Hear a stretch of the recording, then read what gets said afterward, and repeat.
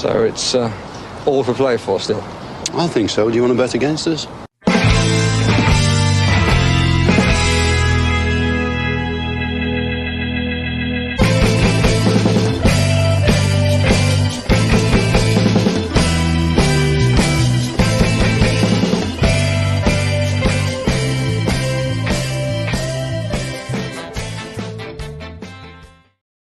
Hello, Aston Villa fans, and welcome to For the Love of Paul McGrath podcast, where podcasts are coming thick and fast. And today we're going to be talking about Wycombe versus Aston Villa Wanderers. I see here on my there's too many ERs in Wycombe Wanderers. It's they need to change that. I'm starting a petition after we beat them 12-0 tomorrow. I'm starting a petition to take out one of the ERs at the end of Wanderers, because I've just spelt it incorrectly. It's nothing got to do with them as a team. It's just that I've just spelt it incorrectly. But anyway, that's my gripe over at the very start of the podcast. Paddy, how's tricks? All good, and yourself? I'm grand. I'm rambling as normal. I'm actually wrecked tired, so if I fall asleep in this podcast, just keep talking. And you have the control to end the stream anyway if you need to. And I reckon you're rambling because we've very little we can actually say about Wycombe Wanderers. Well, now that you mention it, Paddy, Matt Bloomfield's wonderful Wycombe, Wycombe Wanderers. That's who we come up against tomorrow. And look, we're not making light of Wycombe Wanderers or anything like that. But once again, we said at the start of the year that there were some games that were tough to kind of preview. This is going to be a tough one to preview, even though Unai Emery said in his press conference today that it's going to be a massively changed team. Still, it's going to be difficult to try and pick out who's actually going to be changed and who won't be changed. But we'll have a go at it anyway, and we'll see what the crack is and see what we can discern from it. But I think, Paddy, just before we get into the Wycombe stuff, I didn't get your thoughts on the game at the weekend against Wolves. So give us a couple of paragraphs on that one, Paddy. Well, if ever there was a proverbial game of two halves, or even two thirds and a third, it was a poor first half performance. And then it was a case of beating the negative tactics that Wolves threw at us in this. Well, from I suppose the minute they went ahead, between all the time wasting and injuries and everything else that went on, and in the middle of it all, they got a really bad injury. So, the boy who cried wolf, the Wolves who cried wolf. One of them, we were all shouting, "Get the hell up off the ground," and he could end up with a season-ending injury. Arsenal tried it yesterday. They got cut out in the end as well. It's turgid to watch when that kind of tactics. And look, don't get me wrong, we've been in that position in the past, and not so distant past ourselves, where we've gone ahead in games and tried to see it out, usually without success. And then again, it did happen to Wolves. We finally put them to the sword. Peter M says it. Unai Emery says we had a really shit first half. There was something kind of cool about watching him say something like that. Yeah, but when I was watching it, I was kind of going, "Yeah, they should have misconstrued what he said there," and because they bleeped over it, and I was there. No, but he actually did say we had a really shit first half. So welcome to saw the headline, and normally when he talks about clean sheets, it sounds like he says clean shits. So I thought that's what he was after saying, but he did actually say the words. But look, it's a sign of what poor teams, and let's face it, Wolves were a poor team at the weekend. They started off great and then just slowly dwindled out of the game. We saw Everton try to do something similar. We caught them big time. It has backfired mostly on the teams that have tried to do that this season. I couldn't get over Manchester City just passing it across the front of the box and never changing their attitude towards attack last night, because surely there should have been I would have pulled Haaland out the edge of the box and let him take all the shots from there. But just to mix it up a little bit, But it was a strange old game, but then again, a very pleasing finish to the game to go and play so well and put them to the sword. So everybody bounced out into the B6 rain, I'm sure, on Saturday. And it was another one of those games where I was jealous of not being there. But Special mention to obviously our fans were immense in the appreciation of Gary Shaw, but we should mention that the Wolves fans were absolutely brilliant, and fair play to them. We obviously have a lot of banter between ourselves and Wolves. They've been putting us to the sword a few times in the recent years, so we've turned the tables. But it just goes to show that when a hero like that passes away, that football fans can be proper people, and we can just appreciate what a great player that we've had and lost. So fair play to them for that. Yeah, absolutely. Yeah, and I only kind of fleetingly touched on the Gary Shaw tribute on the post match as well. It was really well observed, both teams, and it was nice to see on social media the Wolves fans kind of went out of their way to make it known as a group of fans that, like, anyone steps on line, we will self-police here. And I thought that was nice. Because some things transcend football, as you say. Some things most certainly do transcend football. Absolutely. And as I said, Villa are back at the last week on a Tuesday night. We were playing. We were in the Wankdorf playing against Young Boys. You just love saying that, don't you? I don't know what you're talking about. This Tuesday night we might be playing our own Young Boys in Wycombe. Because look, Unai Emery came out today and he kind of said that the team would be heavily rotated for this game. Now Wycombe themselves, they've won 3, drawn 1, and lost 2 in League One. They're sitting in 9th place at the moment, but they've beaten Brighton in the Johnston Paint Trophy or whatever, Premier League, whatever it is, and under they beat Swansea. Mind you. Yeah, the under 23s, Brighton's under 23s. Yeah, but still, Brighton's under 23s would still have a decent crop there. And they beat Swansea in the last round of this as well. They beat them 1-0, and they went away to Swansea in that game as well and beat them. So there are obviously no mugs here. They're coming off a 2-1 win versus Cambridge United. They won 2-1 away at Northampton, and they drew 2-2 versus Blackpool all the way back on the 31st of August as well. So that's kind of the results that they're taking into this game. They're unbeaten for the whole month of September. Yeah. So they've gone 6 games, as you say, since go back even to the 24th of August. That was the start of this run. So they've gone and won 6 games in a row. So they'll fancy themselves. They'll have a decent crowd in the stadium. They'll make a lot of noise. But you'd have to think, regardless of who we put out there, we'll have enough. But as Soy always brings us down a peg or two. Remember Stevenage. I think we're a different animal to the team that lost to Stevenage now, but you kind of hope that that would be in the back of our minds tomorrow, that we would be respectful and play to the best of our abilities and go and put this to bed early and score as many possible goals as we can. I don't think Unai will put I don't think there is an understrength team.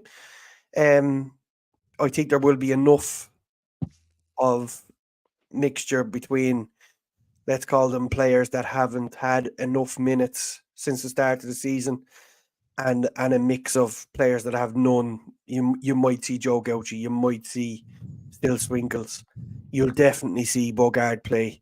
You might see Nedeljkovic play. I think definitely Caden Young, Philogene Badace if he's fit enough to play. Duran will probably start. All of these things are possibilities. He might not even start Duran. He might keep Duran for the weekend, and Bayern Munich are on the horizon. So I would imagine when you look at all these players that need minutes under their belt, Buendia is probably a shoe-in to start. All of these players will get a decent run. Ross Barkley will probably start. That's what I'm expecting. I'm not expecting us to go out and put out the under-21s, but there will be a sprint. I'm expecting to see some of them in the squad. I'd be really interested. What's the difference here in the Johnston Paint Trophy and playing against the League One? And this isn't me denigrating Wycombe in any way, shape, or form. So if there are any Wycombe fans watching this, but we put out a lot of under-21s, obviously, in the Johnston Payne Trophy against Fleetwood. And I know that they're not the same caliber as Wycombe, but we did that, and we sprinkled in a couple of senior players. So what I'm saying here is, I wouldn't be surprised. I wouldn't be surprised. I know, well, I know you have to, but what I'm saying is, why not utilize this to bring a couple of those guys up, like Ben Brogio? Like, I don't see any reason why he couldn't be on the bench and be brought on, and just tell Leon Bailey stay at home, tell Morgan Rogers stay at home. I think they probably will. I think Ollie Watkins will stay at home. I think Emmy Martinez will stay at home. Yeah. I think Esri Konza and Pau Torres will stay at home. In fact, I'd put my mortgage on it. But I don't think we see Andre Onana. I don't think we see, or Amadou Onana. I don't think we see Yuri Tielemans. All of these players could be replaced with decent options from the bench and from the under-23s. Rory Wilson, Ben Brogio, as you say. There's loads of them that could step up there and do a decent job for us. So, it's going to be a vastly changed team, but still going to be a strong team. They play, the 23s play, or the 21s or whatever they are, play Man City on Friday, I think it is. And then they play Bayern Munich in the Youth League then the following Wednesday. So maybe they might hold a couple of them back in reserve for that, like to give them a fair chance at their own level. But then again, maybe they rest some of them for Man City at the weekend. I don't know what way they're going to play it. It's interesting because you don't know how. It doesn't seem like they gun for trophies and stuff like that at this level, which has served them well. The likes of they send a lot of them out on loan.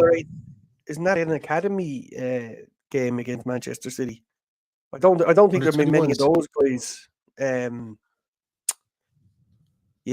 don't think there'll be many of those guys in the squad. Maybe one or two, but at that age to play on a Tuesday night and play on a Friday night is absolutely nothing. Yeah, and they'd be only chopping at the bit to get a chance. I think so. Yeah, like that Wycombe squad, the Wycombe team. I'm just taking a look at it here. Like they're missing a couple of players for this game. They're going to be missing Sam Vokes, I think, who's probably their most name recognition. More recognized striker. Sam Vokes, he's out. He's come off the bench twice and scored 2 goals. They're a funny team. They've spread a lot of goals amongst their team. They have. I was looking at it earlier on. They have 1, 2, 3, 4, 5. They have 5 players scored 2 goals for them, and 1 player scored 1 goal. So they've spread it around. Cameron Humphreys, who's a defensive midfielder, he's 2 goals for them. Daniel Udo has 2 goals. Winger Garrett McCleary as well, another person who probably uses a small bit of name recognition, plays pretty much will play anywhere. He's 2 goals for them. Richard Coney, Ivorian striker, has 2 goals. Sam Vokes has 2 goals. And Kieran Sadlier, a man that we couldn't get over, was only 30 years of age, an Irish guy.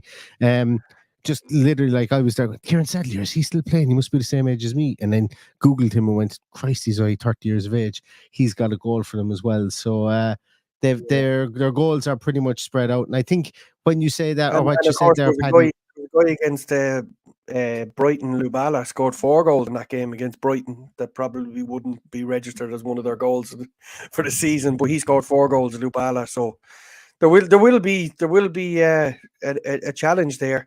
But it just depends on how strong we see the changes that are going to be made tomorrow. Yeah, absolutely. I think tomorrow, like we should still be very well able to cope in this game. With Lamar, I could see Lamar Bogart being played back in his more familiar position of central midfield, maybe alongside Ross Barkley inside there. Given the Djekovic to go right back, I don't think there's anything to be lost in that. Then I suppose really the next question then is what happens in the 2 centre half positions. Do we play Konza? Does Mings get a couple of minutes? There was rumours that Mings played in a behind closed doors under 23s game before the Fleetwood game. The day before the Fleetwood game, there was some players played in the behind closed doors friendly. There was rumours Mings played in that. Maybe he's on the bench for this tomorrow. Maybe he starts and gets a few minutes and comes off. I'd be surprised, but stranger things have happened. So there's a lot to kind of weed out in here.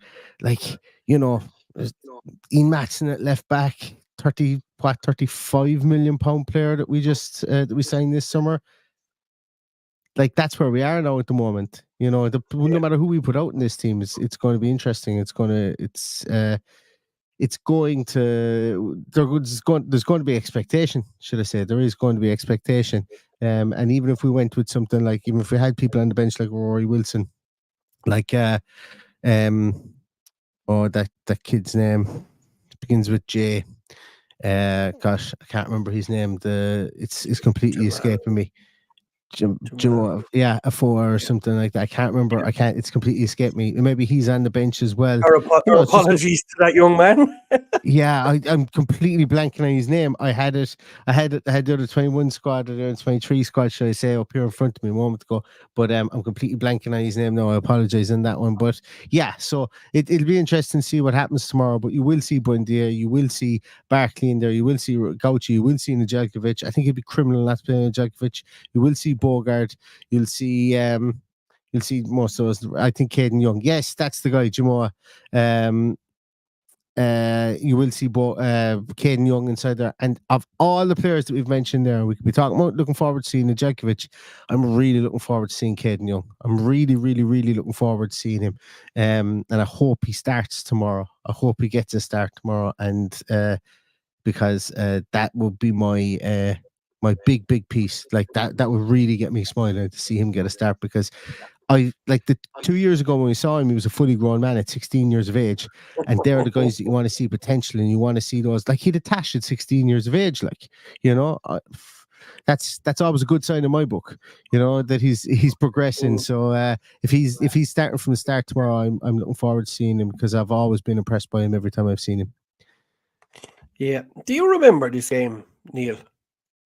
Yes. Do you know what I remember the most about that game? Obviously, Aaron Hughes playing right back. We won 8-3, right? But we were 1-0 up and then went 3-1 down. Yeah. And for the 3 goals, Thomas Sorensen never dived for any of them. Never dived. I was just about to say the exact same thing. Thomas Sorensen didn't give 2 shits in that game. It was like as if Asher was more. Yeah, it must be his worst game he ever played for Aston Villa. There was one went in over his shoulder, and he just kind of looked at it as it went past him. He was like, "Oh yeah, that's fine." It was like he was doing the club a favor by talking out that night. Yeah, I remember that too. He was only short of being in his pajamas. Yeah, it was an interesting team. The halcyon days of Stephen Davis midfield, Aaron Hughes right back, Milan Barras up top. Yeah, Milan scored that night. Yeah. He did. Yeah, Stephen Davis got 2. I think Gareth Barry got 2 as well, 2 or 3 maybe. One was a penalty. Milner got 1, I think, as well. Milner was on loan. It was the time when Milner was on loan. Yeah, he got 1 too. I remember that game. I've a very vivid memory of that game. But yeah, and hopefully, look, I take 8-3 tomorrow, as long as it was the young kids that were scoring those goals and getting all that, that experience. Because playing against fully grown men, as you know yourself, Paddy, if you're a young fella and you're playing against 18-year-olds, you're playing against 21-year-olds, you're playing against 23-year-olds, and the next thing you come up against hardened career footballers at that level that are going to kick the living daylights out of you. That's definitely going to bring you on another step or two. So that's why I'm looking forward to Caden Young being in the team tomorrow. I think he can take the rough and tumble. I think he's ready for to show something. I was surprised he wasn't sent out on loan, probably with the UEFA Youth League being ongoing, I suppose, or the fact that we're in it this year was maybe why he was held back. But yeah, I'm really looking forward to him. I think he's got it all, and I hope he just fulfills his potential, to be honest with you. So he's my guy. I'm really looking forward to tomorrow. Yeah, and look, when we get into the team sheet tantrum, we'll have a better idea of where we're at, and it'll be a lot more interesting chat, I think, than the last few games. There'll be a lot more to talk about. I'm not envisaging that we're going to see same team, same subs, or even remotely like same team, same subs tomorrow. So yeah, one person you haven't mentioned there. Did you mention Rory Wilson? I did. I said we might see him on the bench, but like, hey, how? And somebody mentioned there as well. Peter M says, has Rory Wilson signed a contract yet, or is he still stalling? Don't think he's signed a contract yet. But probably one way to get him maybe to think about signing a contract might be to put him on the bench tomorrow, and don't be afraid to bring him on after 60 minutes. Give him 30 minutes. Give him half an hour in growing big boys football and see what he can do. That's all we can really offer him at the moment, you know. So whether he wants to sign a contract with Villa or not, maybe if he thinks he can be as good as John Duran and wants to play behind Ollie Watkins and learn his apprenticeship there, well, then there's a pathway. If we all think that John Duran won't be here in 18 months' time, hey, Rory Wilson, sign up and then be the next John Duran. And I was just about to put this one up as well, lad. I'd love to see Kobe Moore get a go. I used to play football with his dad, Stefan.